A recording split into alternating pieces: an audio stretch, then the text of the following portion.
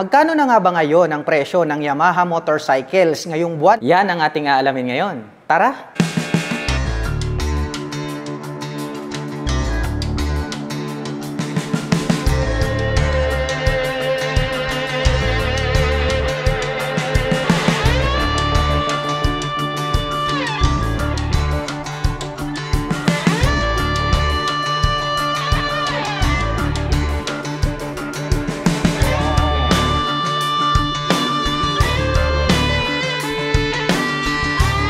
Pagpasok po natin dito sa kanilang pinto, nandirito po nangunguna ang kanilang Yamaha Mio Aerox 155. At meron po tayo ritong 3 color variants na available. Meron po tayong glossy black and then may gray tayo.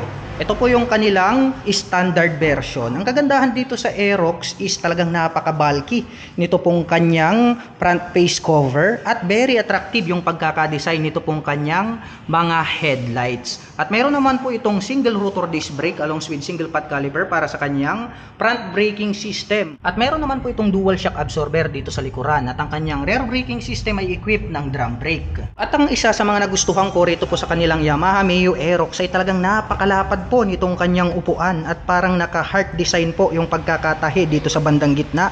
May nakalagay rito na Aerox at napakalambot at napakalapad din po nitong kanyang fully digital meter panel display. Gumagamit naman po ito ng mechanical key para po sa kanyang ignition. At dito naman po sa kanyang left side pocket, meron na po itong integrated na USB charging socket na kung saan ay pwede na po kayong mag-recharge ng inyong mga mobile phones. At ang presyo po pala nitong kanilang Yamaha Mio Aerox 155 ay nagkakahalaga po ito ng 123,000 pesos. Ito po yung kanilang standard version. At kung balak mo naman pong kumuha ng hulugan, ay kailangan mo lang pong mag-down payment ng 21,800 pesos. At meron naman po itong 5,707 pesos sa loob po yan ng 36 months. At gaya nga po ng sabi ko sa inyo, meron po itong 2 model variants dahil meron po tayong standard at meron naman po tayong special edition. At ang pagkakaiba lamang po ng dalawa, ito pong kanilang Yamaha Mio Aerox 155 special edition, ang kanya pong ignition ay equipped with keyless system. At ang presyo naman po nitong kanilang Yamaha Mio Aerox 155 special edition ay nagkakahalaga po ito ng 148,000 pesos. At kung balak mo naman pong kumuha ng hulugan, ay kailangan mo lang pong mag-down payment ng 26,800 pesos. At pagdating naman po sa kanyang monthly installment, ito po ay mayroong 6,632 pesos sa loob po yan ng 3 taon. Dito naman po sa kabila mga ka-LM, ito naman po yung kanilang Yamaha NMAX 155. Anyway, this 2024 mga ka-LM ay meron po silang 2 model variants na binebenta dahil meron po tayong NMAX 155 with Y-Connect at meron din naman po tayong without Y-Connect. Kaya kung kayo po ay bibili, pwede po kayong mamili. Kung halimbawa para sa inyo is very useful yung features na Y-Connect, ay meron pa rin po kayong mabibili na NMAX with Y-Connect. At ang kagandahan po nitong kanilang Yamaha NMAX, pagdating sa kanyang braking system, ay equipped po ito ng dual channel ABS. Pagmula po rito sa harap hanggang dun sa likod. At napaka-forma din po dahil naka-disc brake po rito sa harap at naka-disc brake din po rito sa likod. Naka-dual shock absorber at napakalapad din po nitong kanyang tail light. At included na rin po rito yung kanyang turn signals. Naka-fully digital meter panel display, naka-keyless ang kanyang ignition, mayroon po siyang right side pocket, pwede po tayong mag-store dito ng mga coins or gloves. Sa kabila naman po ay mayroon po siya ritong integrated na USB charging socket. At ang presyo po ng kanilang Yamaha NMAX 155 with Y-Connect ay nagkakahalaga po ito ng 155,900 pesos. At kung balak mo naman pong kumuha ng hulugan ay kailangan mo pong mag-down payment ng 26,800 pesos.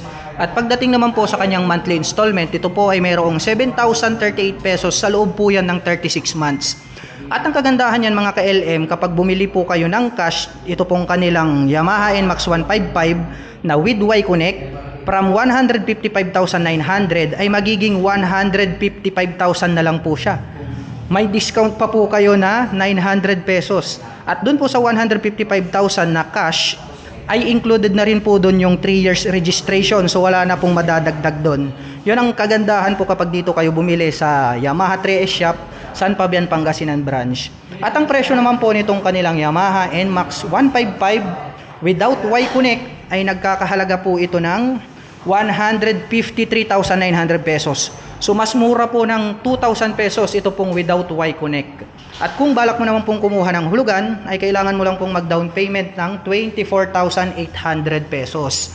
At pagdating naman po sa kanyang monthly installment, ito po ay mayroong 7,038 pesos sa loob po yan ng 3 taon. At pag nag-cash naman po kayo rito po sa kanilang NMAX na 2024 version, ay may list discount na rin po ito na 900 pesos. From 153,900 ay magiging 153,000 na lang po siya. Included na rin po dyan yung 3 years registration. Mapunta naman po tayo rito sa kanilang underbone. So mahilig po sa mga motorsiklo na mabibilis.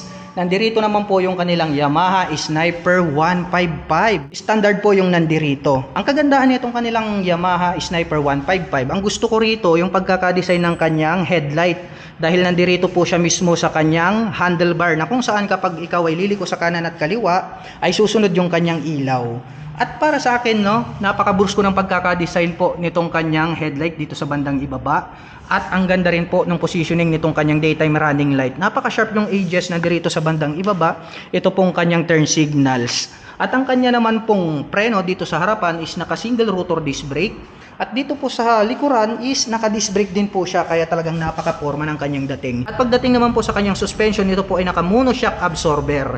At located po ito, naka-align po siya sa gitna, kaya asahan po natin na nakakapagbigay po yan ng balance na bouncing performance. Yung kanyang mga decals, no, ang ganda rin ng kanyang color combination. Naka-BBA ito, kaya more powerful po siya pagdating sa duluhan. Yung kanya naman pong mga mag wheels is blue color din po siya, which is nakaterno po yan dito po sa kanyang mga pairings. Ang ganda rin po pala nitong kanyang seat cover dito. Mayroong two-tone color combination na gray at black.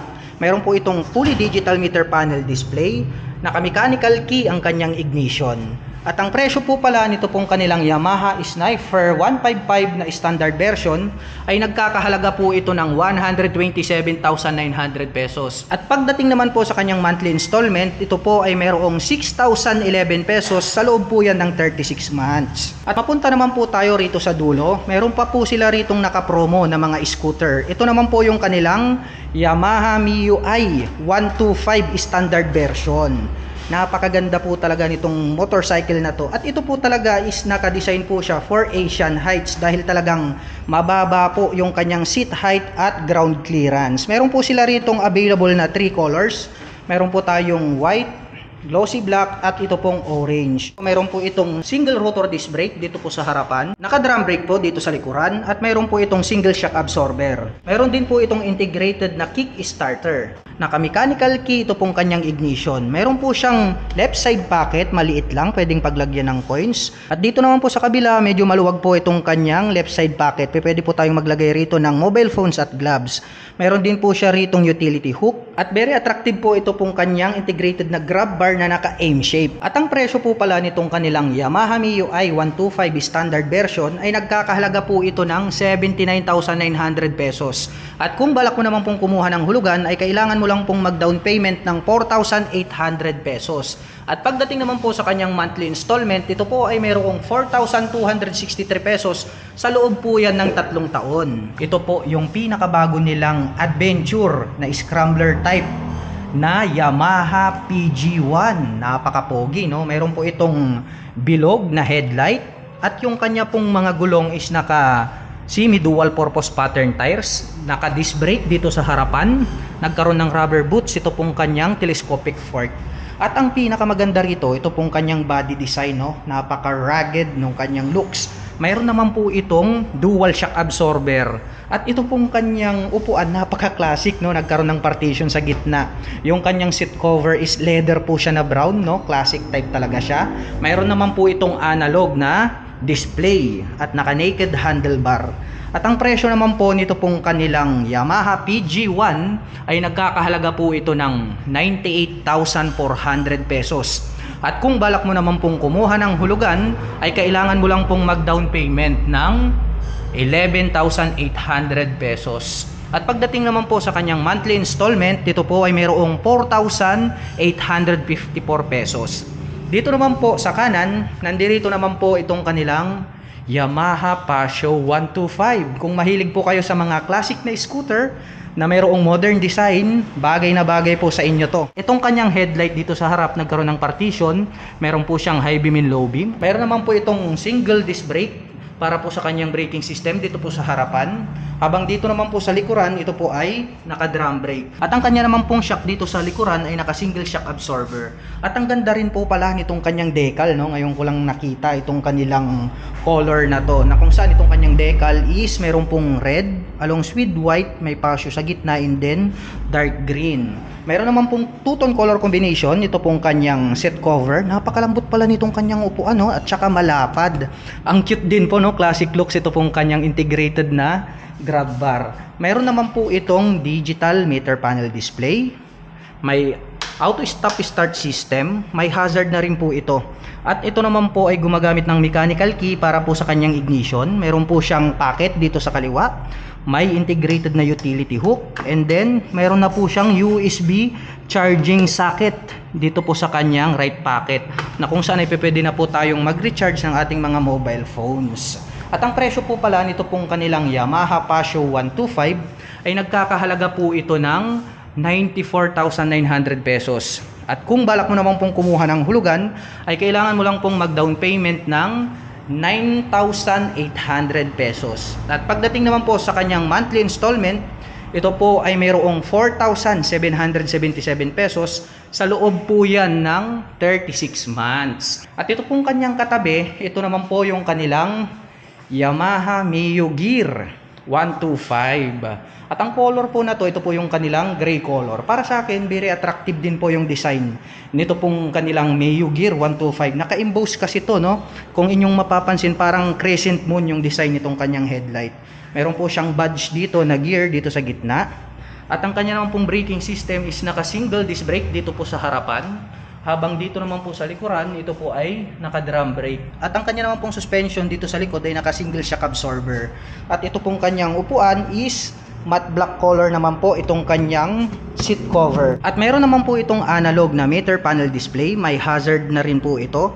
At gumagamit po ito ng mechanical key pagdating po sa kanyang ignition. Meron po siyang front pocket dito na kung saan meron na rin po siyang integrated na USB charging socket. At ang presyo po pala nitong kanilang Mio Gear 125 ay nagkakahalaga po ito ng 81,400 pesos. At kung balak mo naman pong kumuha ng hulugan, ay kailangan mo lang pong mag-down payment ng 4,800 pesos. At pagdating naman po sa kanyang monthly installment, ito po ay mayroong 4,340 pesos. Sa loob po yan ng 36 months. Dito sa kabila, ito naman po yung kanyang special edition. So mayroon po siyang 2 available variation na pwede nyong pagpilian sa market. Ito po yung kanilang standard, and then ito naman po yung kanilang S version. Well, ang pagkakaiba lang naman nila, ito po ay mayroong stop and start system. And then yung kanyang color combination is more premium compare po natin dito sa kanilang standard. Gaya na lang po nitong kanyang upuan na black color ang seat cover. Pagdating naman po rito sa kanilang special edition, napaka-premium nito pong kanyang seat cover ng kanyang upuan, no? Brown color na leather type, napaka-durable ng pagkakatahi. Gumagamit naman po ito ng mechanical key. Pagdating po sa kanyang ignition, naka-analog meter panel display, may utility hook dito sa gitna, at mayroon na rin po siyang integrated na USB charging port, at naka-disc brake naman po dito sa harapan. At ang presyo po ng kanilang Yamaha Mio Gear 125S ay nagkakahalaga po ito ng 86,400 pesos. At kung balak mo naman pong kumuha ng hulugan, ay kailangan mo lang pong mag-down payment ng 5,300 pesos. At pagdating naman po sa kanyang monthly installment, ito po ay mayroong 4,572 pesos. Sa loob po yan ng 36 months. At ito naman pong kulay blue na katabi niya, ito naman po yung kanilang Yamaha MIUI 125S. So mayroon din pong dalawang variation to, ha. Ito po yung kanilang special edition, at mayroon din po siyang standard version. Well, ito pong kanilang Yamaha MIUI 125S, ang kagandahan nito is meron na po siyang built-in na stop and start system. At dito naman po sa ibaba, ito po ay naka-single rotor disc brake along with single pot caliper. At ang kanyang preno dito sa likuran ay naka-drum brake. Naka single shock absorber dito sa likuran. At very attractive din po itong kanyang grab bar na naka M shape. At ang kagandahan po nitong kanilang Yamaha MIUI 125S ay nagkaroon din po pala ng two-tone color combination itong kanyang seat cover na matte black and then gray. Kaya very attractive sa ating mga paningin. Mayroon din po itong analog na meter panel display. Naka-mechanical key, ito pong kanyang ignition. May utility hook sa gitna. Mayroon po siyang dalawang maliit na packet sa magkabila. At ang presyo po pala nito pong kanilang Yamaha MIUI 125S ay nagkakahalaga po ito ng 84,900 pesos. At kung balak mo naman pong kumuha ng hulugan ay kailangan mo lang pong mag-down payment ng 4,800 pesos. At pagdating naman po sa kanyang monthly installment, ito po ay mayroong 4,520 pesos sa loob po yan ng 36 months. At ang available color na mayroon po sila ngayon dito, mayroon po silang blue at mayroon din po silang matte black. At ito naman po yung kanilang Yamaha Mio Gravis version 2 2024 model.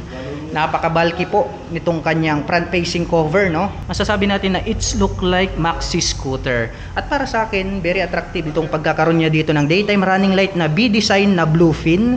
And then yung pagkaka-design po nitong kanyang headlight is parang crescent moon din po siya. At mayroon po siyang high beam and low beam. Yung kanyang turn signals included na rin po rito sa kanyang headlight assembly. Mayroon po siyang Gravis badge dito sa gitna. At ang kanyang braking system is naka-single rotor disc brake dito po sa harapan, naka-single shock absorber dito sa likuran, habang naka-drum brake naman po ang kanyang rear braking system. Napakalapad din po nitong kanyang upuan. Matte black yung kanyang color, napakalambot din pala mga ka-LM, kaya very comfortable to sakyan. Meron naman po itong fully digital meter panel display, mayroong auto stop start system, may hazard na din po ito, at mayroon na po pala siyang built-in na USB charging socket. At ang kanya naman pong ignition ay gumagamit po ng mechanical key. Included na po rito yung fuel at set button. Meron po siyang left side pocket, medyo malalim, pwedeng paglagyan ng barya. May utility hook dito sa gitna. At ang kagandahan niya na located na po dito sa harapan, ito pong kanyang fuel tank or fuel tip. Kaya more accessible kapag kayo po ay magpapagas. Hindi nyo na po kailangang tumayo mula sa pagkakaupo dito po sa inyong scooter. At ang presyo po pala nitong kanilang Yamaha Mio Gravis version 2 2024 ay nagkakahalaga po ito ng 94,900 pesos. At kung balak mo naman pong kumuha ng hulugan, ay kailangan mo lang pong mag-down payment ng 6,800 pesos. At pagdating naman po sa kanyang monthly installment, ito po ay mayroong 4,931 pesos sa loob po yan ng 3 taon. Para naman po sa mga nakapanood ng video na ito at interesado pong maglabas ng mga Yamaha motorcycles, ay available po ito sa cash at installment basis. Huwag mo po sanang kalimutang i-follow ang ating Facebook page at mag-subscribe dito sa ating YouTube channel. Hanggang sa muli, kita-kits po tayo sa mga susunod na video updates. Bye-bye!